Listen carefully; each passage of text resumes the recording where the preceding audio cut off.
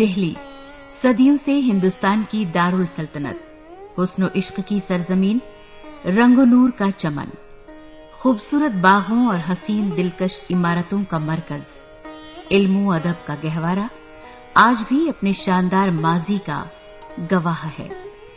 یہاں کی دلفریب عمارتیں حالانکہ وقت کی مار کھائے ہوئے ہیں، پھر بھی اپنی خوبصورتی اور عروج و زوال کی داستان سنا رہی ہیں۔ وقت نے نہ جانے کتنے زخم دہلی کے سینے میں لگائے ہوں، جیسا کہ ہمیں پتہ ہی ہے کہ دہلی کئی مرتبہ آباد و برباد ہوئی۔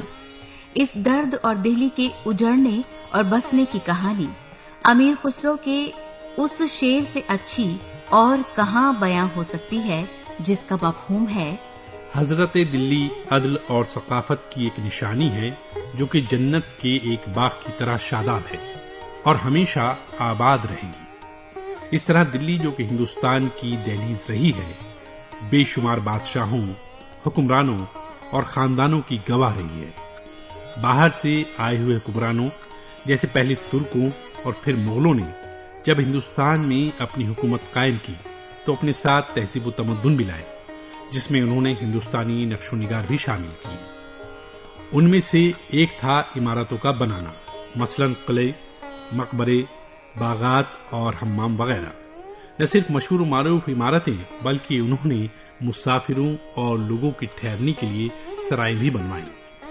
ویسے تو ہندوستانی سماج میں راستوں میں قائم آرام گاہوں کا ذکر قدیم زمانے سے ملتا ہے، جسے چھاوڑی اور دھرمشالہ جیسے ناموں سے جانا جاتا تھا۔ آرام گاہ کا ابتدائی حوالہ قدیم ہندوستان کے راجا چندر گپت موریہ کے وقت سے ملتا ہے۔ راجا اشوک کی 7ویں پرنقش عبارت میں بھی اس کا ذکر ملتا ہے، لیکن قرون وسطیٰ کے ہندوستان میں بڑے شہروں اور اہم راستوں پر آرام گاہ یا سرائے کی تعمیر ایک خصوصیت بن گئی تھی۔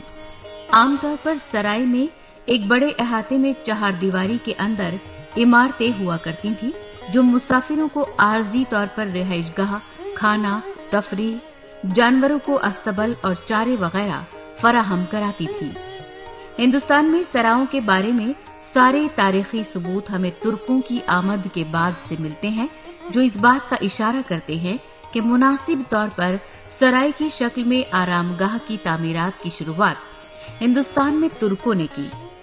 سرائے یا کارواں سرائے، جو کہ کاروانوں کی آرام گاہ ہوا کرتی تھی، وہ وسط ایشیا اور ایران کے درمیان تجارتی راستوں پر بنی ہوئی تھی، جہاں سے ترک اپنے ساتھ یہ روایت بھی لائے۔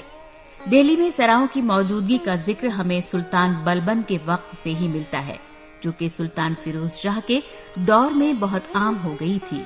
ویسے تو سرایوں کی تعمیر ترکوں کے دور میں ہی شروع ہو گئی تھی، لیکن اس سلسلے میں سب سے اہم شیر شاہ سوری کی دین ہے، جو مغل بادشاہ ہمایوں کو ہرا کر خود دلی کی گدی پر بیٹھا تھا۔ اس نے ابتدائی 16ویں صدی میں مسافروں کی آسانی کے لیے سبھی اہم سڑکوں پر 2-2 کوس کی دوری پر سرائے بنوائیں۔ اس طرح شیر شاہ کو پورے ملک میں مختلف راستوں پر 1700 سرائے بنوانے کے لیے بھی جانا جاتا ہے۔ اس روایت کی پیروی کرتے ہوئے بڑے پیمانے پر مغلوں نے اسے آگے بھی جاری رکھا۔ سرائیں صرف مسافروں کو پناہ ہی نہیں فراہم کرتی تھیں، بلکہ مغلیہ سلطنت کی تجارت اور معاشی ترقی میں بھی ایک اہم کردار نبھاتی تھی۔ جیسا کہ ہم دیکھتے ہیں کہ 16ویں اور 17ویں صدی میں مغلوں کے عہد میں تجارت میں ترقی کے ساتھ ساتھ مسافروں اور تاجروں کی آمد و رفت میں اضافہ ہو گیا تھا، جس کی وجہ سے قدرتی طور پر کثیر تعداد میں سرایوں کی ضرورت ہوئی، جس سے سرایوں کی تعمیر ہوئی۔ عام طور پر سرائیں مسافروں کو رات میں رہائش فراہم کرانے کے لیے بنائی گئی تھی، اور ان میں سے کچھ سرائیں کھانا بھی فراہم کرتی تھیں۔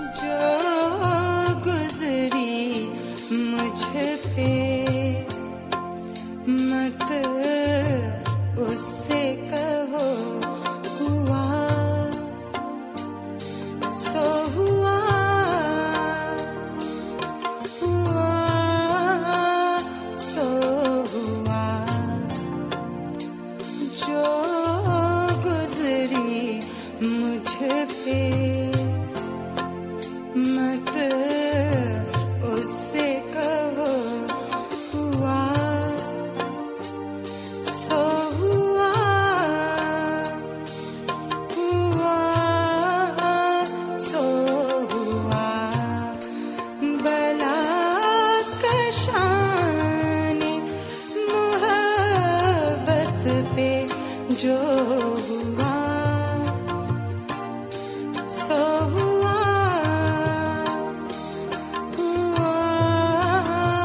سو ہوا جو گزری مجھ پہ مت اس سے کہو ہوا سو ہوا سو ہوا.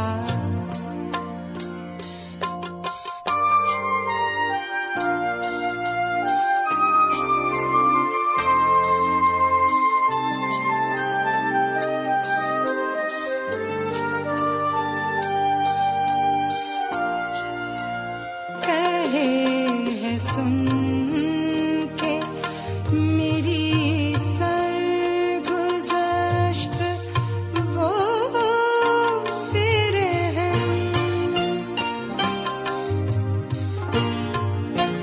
کہے سن کے میری سرگزشت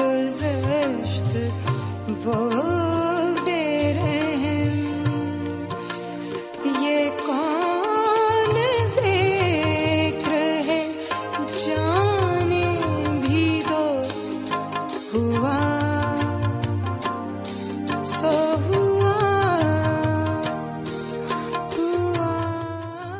موٹے موٹے طور پر سراؤں کو ہم 5 قسموں میں تقسیم کر سکتے ہیں. قلعے کی طرح سرائے. تقریباً سبھی سرائیں قلعے کی طرح ہی ہوا کرتی تھیں جو رات میں بند ہو جایا کرتی تھیں. خاص کر ابتدائی 16ویں صدی میں اسی طرح کی سرائیں عام تھیں. مقبروں اور باغوں میں سرائے. عام طور پر راستوں میں نہیں بلکہ شہروں میں ایسی سرائیں مقبرے اور باغوں کے ساتھ ہوا کرتی تھیں. اہم راستوں پر سرائے. سب سے زیادہ عام اسی طرح کی سرائیں تھیں جو کہ دلی، آگرہ، لاہور اور دوسرے ایسے ہائی ویز پر ہوا کرتی تھیں. اس طرح کی سرائے میں بازار، مسجد اور کنواں وغیرہ ہوا کرتا تھا. شہری سرائے. بڑے شہروں میں مسافروں کے آرام کے لیے سرائیں اس زمرے میں آتی تھی جو کہ اکثر حمام وغیرہ کے ساتھ شاہی طریقے سے بنی ہوا کرتی تھی، جیسے شہزادی جہاں آرا اور ملکہ نور جہاں وغیرہ کی سرائیں. کسٹم ہاؤس سرائے. اس طرح کی سرائے جہاں پر کسٹم سے متعلق چیزیں ہوا کرتی تھیں. ان کا ہمیں صرف ایک ہی ذکر ملتا ہے جو کہ دلی کے بدرپور میں ہوا کرتی تھی. اور اب بات کرتے ہیں خصوصاً دہلی کی سراؤں کی. جیسا کہ ہم جانتے ہیں کہ دلی ہمیشہ سے فن و تعمیر اور ثقافت کا مرکز رہی ہے، تو اس میدان میں کیسے پیچھے رہ سکتی تھی.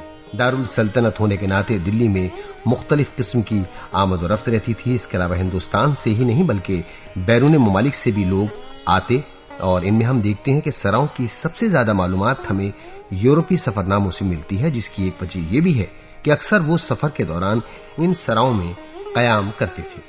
دہلی کے ارد گرد ابتدائی سراؤں کی موجودگی کا ثبوت ہمیں ضیاء الدین برنی کی کتاب تاریخ فیروز شاہی میں سلطان بلبن کے وقت سے ملتا ہے. اس کے بعد مغلوں کے عہد میں بنی سراؤں کے نام جو ہمیں تاریخی ادب یا آثار قدیمہ سے ملتے ہیں وہ اس عہد میں بنی سراؤں کی بڑی تعداد کا صرف ایک چھوٹا سا حصہ ہے. سرایوں کا بڑی تعداد میں ہونے کا اندازہ ہم دہلی کے بہت سی جگہوں کے آگے یا پیچھے سرائے لگے ہونے سے لگا سکتے ہیں کہ وہاں سرائے رہی ہوں گی، جیسے یوسف سرائے اور بیر سرائے وغیرہ. یہ بھی ہو سکتا ہے کہ کافی تعداد میں سرائیں اس علاقے کو بغیر نام دیے ہوئے ہی غائب ہو گئی ہوں. اس طرح سے دلی میں 2 طرح کی سرائیں تھیں. ایک تو وہ جو اہم اور بڑی ہوتی تھیں، جن کی تفصیل اور تذکرہ ہمیں تاریخی ادب اور آثار قدیمہ میں آسانی سے ملتا ہے. دوسری وہ جو شاید اتنی اہم نہیں تھیں، جن کا اندازہ ہم اس جگہ کے نام سے ہی کر سکتے ہیں.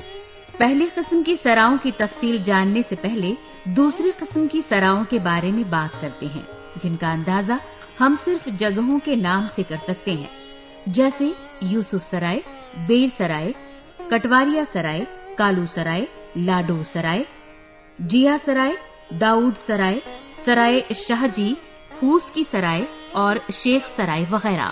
ان میں سے کچھ سرائیں صوفی سنتوں اور پیروں کے نام پر ہیں، جیسے سرائے کالے خاں، یوسف سرائے اور شیخ سرائے وغیرہ۔ لیکن دوسری سرائے خاص طور پر وہ سرائے ہیں جو IIT دہلی کے ارد گرد ہیں، جیسے لاڈو، کٹواریا، بیر اور کالو سرائے۔ ان کے بارے میں مقامی کہاوتیں ہیں کہ ان سرائیوں کا نام 5 بہنوں کے نام پر پڑا جو ایک دوسرے کے قریب رہتی تھیں، اس لیے یہ سرائے آس پاس تھیں جو ایک دوسرے کو ٹچ کرتی تھیں۔ اس کی کچھ اور وجوہات بھی ہو سکتی ہیں، جیسا کہ یہ علاقہ دلی سلطنت اور مغلیہ دور میں جاٹوں نے آباد کیا تھا، تو یہ بھی ہو سکتا ہے کہ کٹواریا سرائے کا نام جاٹوں کے کٹاریا خاندان اور کالو سرائے کالو خاندان کے نام پر اور دوسرے بھی اسی طرح کے نام پر ہوں۔ یہ سب کہانیاں اور کہاوتیں ہی ہیں جس کا کوئی تحریری طور پر قابل اعتماد ریکارڈ نہیں ملتا۔ ہو سکتا ہے کہ یہاں پر عام لوگوں نے چھوٹی چھوٹی سرائیں بنوائی ہوں جو اتنی اہمیت نہ رکھتی ہوں اور بہت جلد برباد ہو گئی ہوں، جس کی وجہ سے یہ ادب میں تو کوئی مقام نہیں پا سکی اور نہ ہی ان کی نشانیاں بچیں، لیکن وہ جگہ اسی نام سے منسوب ہو گئی۔ اب ہم بات کرتے ہیں پہلی طرح کی سرائیوں کی جو کہ اہم ہیں اور جن کا تفصیلی ذکر ہمیں اکثر تاریخی ادب اور آثار قدیمہ میں ملتا ہے، جو کہ بادشاہوں، خانہ-داروں، ملکاؤں، شہزادوں، شہزادیوں، زمینداروں اور امیر تاجروں وغیرہ نے بنوائی، جیسے سرائے جہاں آرا۔ سب سے زیادہ تفصیل ہمیں جس سرائے کی ملتی ہے وہ ہے سرائے جہاں آرا۔ شہزادی جہاں آرا جو کہ بادشاہ شاہجہاں اور ممتاز محل کی سب سے بڑی اور چہیتی بیٹی تھی، جن کو صاحب زمانی، بیگم صاحب اور بادشاہ بیگم جیسے خطاب سے نوازا گیا تھا۔ دہلی کا خوبصورت چاندنی چوک انہوں نے ہی بنوایا تھا۔ اس کے علاوہ کچھ مشہور باغ اور سرائے بھی بنوائے۔ انگریزوں نے 1857 کے غدر کے بعد اس سرائے کو نیست و نابود کر دیا، جو کہ اب موجود نہیں ہے، لیکن اس کا ذکر ہمیں تاریخی ادب میں خصوصی یورپی سفر ناموں میں ملتا ہے۔ فرانسیسی مسافر برنیئر اس سرائے سے اتنا متاثر ہوا کہ اس نے اس کا موازنہ پیرس کے رائل پیلس سے کیا ہے۔ سرائے بنگش چاندنی چوک کے ارد گرد فتح پوری مسجد کے پاس آخری مغلیہ دور کی یہ سرائے آج بھی موجود ہے، جبکہ یہ سرائے اب سرائے کی طرح نہیں استعمال ہوتی اور اس میں اب دکانیں وغیرہ ہیں۔ یہاں پر بھی ایک خوبصورت گیٹ ہے جس کی ایک الگ عمارت ہے۔ سرائے نواب فرید خان یہ سرائے بھی دلی میں شاہ جہان آباد، جو کہ مغل بادشاہ شاہجہاں کا بسایا ہوا ہے، کہ دلی گیٹ سے جنوب کی طرف آدھا میل کی دوری پر ہے۔ سن 1571 سے 1616 کے درمیان نواب فرید بخاری نے یہ سرائے بنوائی، جس کو مرتضی خان کا لقب بھی ملا۔ وہ اکبر کے عہد میں بخشی اور جہانگیر کے عہد میں پہلے گجرات پھر پنجاب کے گورنر رہے۔ دلی میں اس کی یہ سرائے موجودہ وقت میں ضلع جیل کے بیچوں بیچ ہے، جس میں موجودہ ضروریات کے مطابق تبدیلیاں کر دی گئی ہیں۔ اس کے چاروں طرف دالان ہیں اور درمیانی حصے میں صحن۔ چاروں دیواروں میں بیچ میں دروازے ہیں۔ اب صرف پورب کی دیوار والا دروازہ کھلتا ہے۔ عظیم گنج کی سرائے دلی کے پرانے قلعے سے جنوب کی طرف یہ سرائے مغلیہ دور کی ہے، جو کہ اب خراب حالت میں ہے۔ 275 گز کی اس عمارت میں مشرق و مغرب کی طرف 2 گیٹ ہیں اور چاروں طرف بہت سارے چھوٹے چھوٹے کمرے، اور اس کے بیچ میں ایک مسجد بھی ہے۔ عرب کی سرائے یہ سرائے ہمایوں کے مقبرے سے جنوب مغرب کی طرف 16 گز کی دوری پر ہے۔ 4 دیواری والی سرائے جو کہ بادشاہ اکبر کی والدہ اور ہمایوں کی بیوی حمیدہ بانو بیگم نے بنوائی تھی۔ یہ سرائے حمیدہ بانو کے سفر حج سے لوٹتے ہوئے مکے سے ساتھ آئے 300 عربوں کے لیے بنی تھی، جس سے اس کا نام عرب کی سرائے پڑا۔ اس کے پورب میں مہربانوں نے، جو کہ جہانگیر کے وقت میں خواجہ سرا تھیں، ایک بازار کا اضافہ کیا جو کہ اب اچھی حالت میں نہیں اور جس میں پورب کے دروازے سے جایا جاتا ہے۔ اس پورب والے گیٹ پر ایک تحریر ہے جس سے مہربانوں کے نام کا پتہ چلتا ہے۔ سرائے قطب کمپلیکس کے شمالی کونے پر ایک سرائے ملتی ہے جس کا کوئی نام نہیں، لیکن یہ بعد کے مغلوں کے وقت کی ہے اور بہتر حالت میں ہے۔ اس میں بھی 2 گیٹ ایک دوسرے کے آمنے سامنے ہیں۔ شمال اور مغرب کی طرف قطار میں کمرے ہیں جو کہ دوسری طرف غائب ہو چکے ہیں۔ اس سرائے کو قطب کمپلیکس میں جوڑ لیا گیا ہے، جس میں جانے کا راستہ قطب کمپلیکس کے پوربی گیٹ سے ہے۔ شیخ عنایت اللہ کی سرائے یہ سرائے مہرولی ایریا میں سید نور الدین مبارک غزنی کے مزار سے 100 گز جنوب کی طرف ہے۔ اس سرائے کو شیخ عنایت اللہ نے بنوایا، جنہوں نے فارسی کہانیوں کی مشہور کتاب بحر دانش لکھی۔ یہ سرائے 4 دیواری میں ہے اور جس کا اندرونی حصہ 87 اسکوائر فٹ ہے۔ اس کے چاروں طرف محراب دار کمرے ہیں۔ اس سرائے میں جانے کا راستہ مغرب کی طرف سے ہے۔ سرائے کے چاروں کونوں پر ایک چھوٹا سا مکان ہے جس کو گوش محل کہتے ہیں۔ لاڈو سرائے، جو کہ لاڈو سرائے گاؤں کے نام سے جانا جاتا ہے، لیکن جیسا کہ نام سے ہی لگتا ہے کہ یہاں سرائے رہی ہوگی، جس کی اب صرف جنوبی دیوار موجود ہے، وہ بھی بہت خراب حالت میں ہے، جس میں 2 گیٹ ہیں۔ بدرپور کی سرائے، یہ سرائے آخری مغلیہ دور کی دہلی متھرا روڈ پر ہے۔ ایسا مانا جاتا ہے کہ سرائے کو روشن الدولہ نے بنوایا، جس نے سرائے کی مغرب والی دیوار کے بیچ میں ایک مسجد بنوائی جس میں لگی تختی ان کے نام کا ثبوت دیتی ہے۔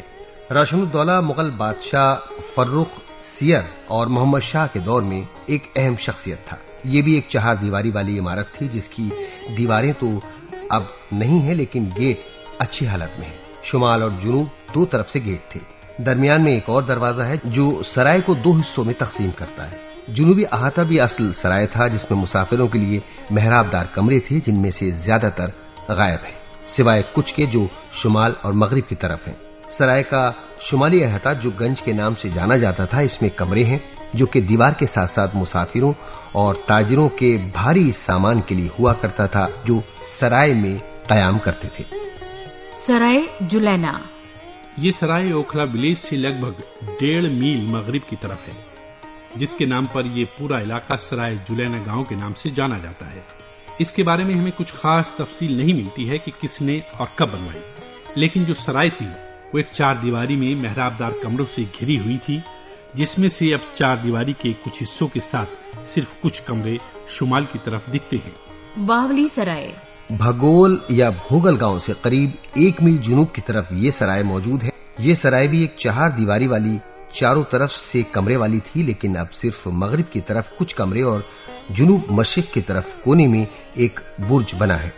اس سرائے کی خصوصیت اس میں ایک مسجد اور کچھ گز کی دوری پر ایک کنواں ہے۔ سرائے کالے خاں، بارہ پلہ سے مشرق کی طرف 200 گز کی دوری پر یہ 4 دیواری والی کمروں سے گھری سرائے خراب حالت میں ہے۔ یہ سرائے ان سرائیوں میں سے ایک ہے جو شیر شاہ سوری نے بنگال سے انڈس روڈ پر تقریباً ہر 2 میل کی دوری پر بنوائی تھی۔ اس سرائے کے زیادہ تر کمرے اور شمال و مغرب کے دونوں گیٹ ختم ہو چکے ہیں، بچے ہوئے کمرے رہائش کے لیے استعمال کیے جا رہے ہیں۔ بادلی کی سرائے، آخری مغلوں کے وقت کی یہ سرائے پیپل تھالا ولیج میں دہلی کرنال روڈ پر چاروں طرف سے محراب دار کمروں والی ہے۔ اس کے گیٹ اچھی حالت میں ہے۔ سرائے کے 100 گز شمال میں اینٹ کا بنا ہوا سیڑھیوں اور دروازے والا ایک ٹینک ہے جو کہ اب گرا پڑا ہے۔ 1857 کے غدر میں انقلابیوں نے 8 جون کی جنگ کے لیے اس سرائے کو چنا تھا۔ انگریزوں نے انقلابیوں کو ہرا کر ان کی بندوقیں یہیں سے ضبط کی تھی۔ سہیل سرائے، یہ سرائے پالم جیل میں گاؤں کے تقریباً آدھا کلومیٹر جنوب مغرب میں واقع ہے، جو کہ مغلیہ دور کی معلوم ہوتی ہے۔ کہا جاتا ہے کہ یہ سرائے سہیل نام کے ایک شاہی خواجہ سرا نے مسافروں کے رکنے کے لیے بنوائی تھی، جو کہ کچھ سالوں پہلے تک کسی مقصد کے لیے استعمال ہوتی تھی، لیکن اس بارے میں کوئی ثبوت نہیں ملتا کہ یہ کس بادشاہ کے دور کی ہے۔ سرائے کے مغربی دروازے پر ایک فیملی کا قبضہ ہے جس کے پاس مغل بادشاہ محمد شاہ کے زمانے کا پروانہ ہے، جس میں یہ سرائے سرائے سہیل کے نام سے لکھی ہوئی ہے اور جو اس خاندان کو سند میں دی گئی تھی۔ یہ سرائے بھی چاروں طرف سے محراب دار کمروں کے ساتھ تھی اور چاروں کونوں پر برج بنے ہوئے تھے جو کہ زیادہ تر برباد ہو چکے ہیں۔ اس سرائے کی اہم خاصیت اس کے مشرق اور مغرب میں 2 گیٹ ہیں جو کہ 2 منزلہ ہیں۔ سرائے کے بیچوں بیچ ایک مسجد ہے جو صحیح حالت میں ہے۔ مقامی روایت کے حساب سے سرائے کے جنوب مشرق میں 200 گز پر جو قبر ہے وہ سہیل کی ہے۔ کہا جاتا ہے کہ سرائے سہیل کے شمال مغرب میں 2 اور سرائے ہیں جو خواجہ سراؤں نے بنوائی تھی، جن کا نام مہرام خاں اور بسنت خاں تھا۔ سرائے مہرام خان، مہرام نگر علاقے میں دہلی گڑگاؤں روڈ پر یہ سرائے ہے۔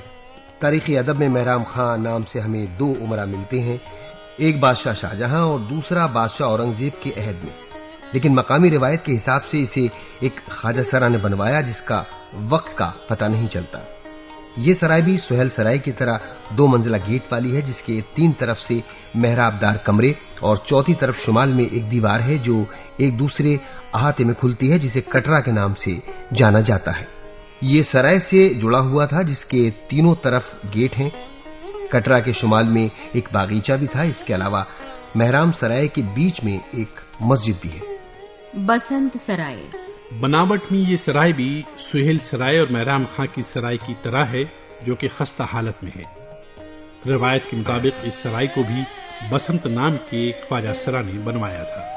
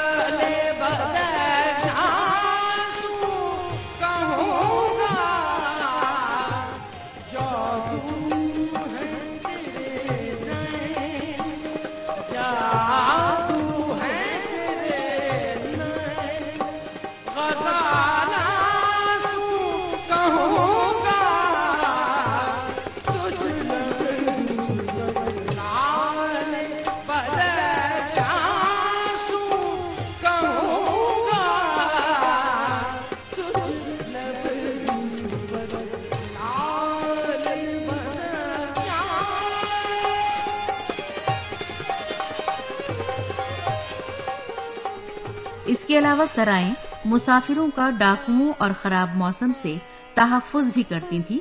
راستوں کی نشاندہی میں بھی ان سرائوں کا اہم کردار رہا ہے۔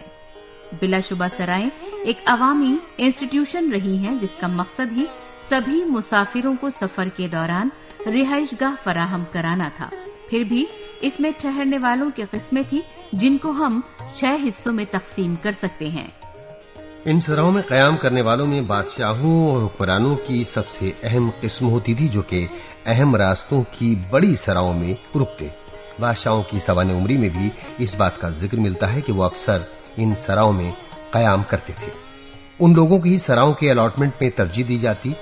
اس طرح سے جب شاہی لوگوں کا قیام ہوتا عام لوگ مشکلوں کا سامنا کرتے۔ برنیئر خود بتاتا ہے کہ جب وہ ایک سرائے میں پہنچا تو وہ سرائے لوگوں سے بھری تھی کیونکہ اس وقت اس سرائے میں بادشاہ شاہجہاں کے رشتہ دار اور دوسرے لوگ قیام کر رہے تھے۔ اس سے اس بات کا بھی اندازہ ہوتا ہے کہ اس وقت بھی سرائے دوسرے لوگوں کے لیے کھلی ہوتی تھی، حالانکہ بڑی سے بڑی سرائے بھی شاہی کیمپ کے لیے کافی نہیں ہوتی۔ تو ممکن ہے کہ یہ سرائے مغل شامیانے کے اندر لے لی جاتی رہی ہوں جہاں پر بارش میں یا ویسے بھی بادشاہ اور خواتین قیام کرتی ہوں گی۔ دوسری قسم میں مختلف ممالک کے سفیر جو کہ مختلف بادشاہوں کی عدالتوں میں آیا کرتے تھے اکثر انہی سراؤں میں قیام کرتے تھے۔ بودک بیگ جو ایران کے شاہ عباس دوئم کا سفیر تھا سن 1616 میں دلی کی سرائے بادلی میں رکا تھا۔ دلی کی سرائوں کی تنقید کرتے ہوئے منوکی کہتا ہے کہ دلی کی سرائوں میں ہندوستان کی دوسری جگہوں کے مقابلے میں اس طرح کی عمارتیں نہیں ہوتی تھیں جو سفیروں کے استعمال کے لیے مناسب ہوں۔ ایک ایمبیسڈر تبھی سرائے میں ٹھہرتا تھا جب وہ معاشی طور پر کمزور ہوتا تھا۔ تیسری قسم میں کافی لمبی تعداد ہوتی تھی جو ان لوگوں کی ہوتی تھی جو بادشاہوں اور عمرہ کے ملازم ہوا کرتے تھے جو کہ سرکاری اور ذاتی دونوں کاموں کے لیے ٹھہرتے تھے۔ چوتھی قسم تاجروں اور سیاحوں کی ہوتی تھی۔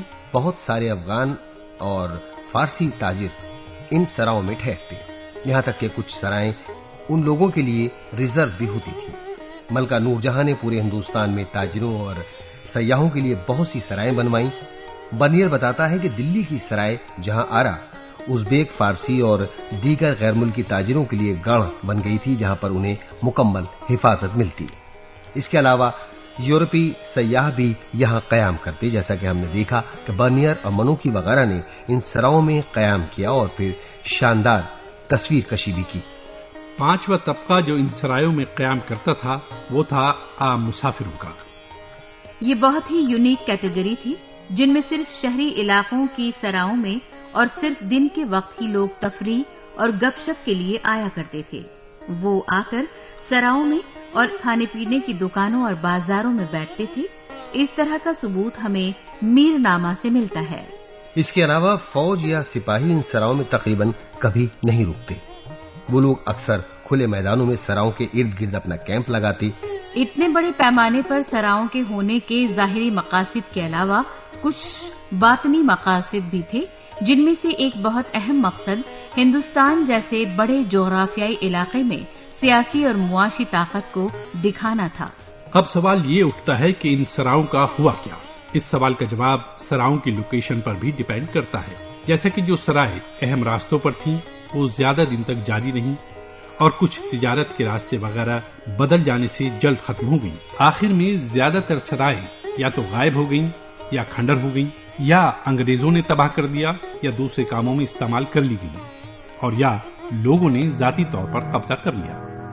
لگتا نہیں ہے دل میرا اجڑے دیار میں، کس کی بنی ہے عالم نہ پائیدار میں، کہہ دو ان حسرتوں سے کہیں اور جا بسے، اتنی جگہ کہاں ہے دل دار دار میں، اتنی جگہ کہاں ہے دل دار دار میں، عمر دراز مانگ کے لائے تھے 4 دن، 2 آرزو میں کٹ گئے 2 انتظار میں، 2 آرزو میں کٹ گئے 2 انتظار میں، اتنا ہے بد نصیب ظفر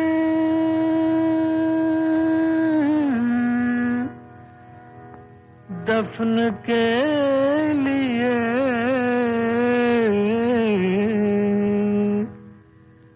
اتنا ہے بد نصیب ظفر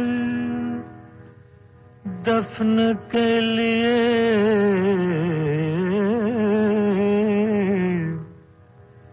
2 گز زمین بھی نہ ملی کوئی یار میں، 2 گز زمین بھی نہ ملی کوئی یار میں، لگتا نہیں ہے دل میرا اجڑے دیار